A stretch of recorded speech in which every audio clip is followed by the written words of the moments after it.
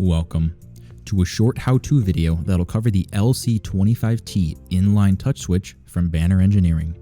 The LC25T In-Line touch switch is a sealed capacitive touch switch that can be connected in line with many DC power lighting products for on-off and pulse width modulated or PWM dimming control. The in-line pinout of the switch can be found in the datasheet.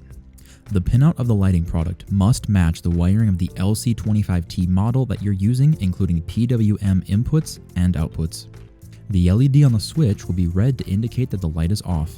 A single momentary touch turns on the light. Touching and holding the switch will cycle the intensity of the light between its highest and lowest brightness. There are 10 different levels of light intensity. The switch LED will turn blue to indicate that the light is in a dimmed state between 10 to 90% brightness. When the switch is green, the light is at full intensity. Double tapping the switch will set the light to its full brightness. Another single momentary touch will turn the light off.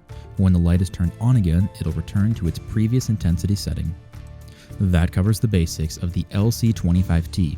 For more information, visit our website at bannerengineering.com.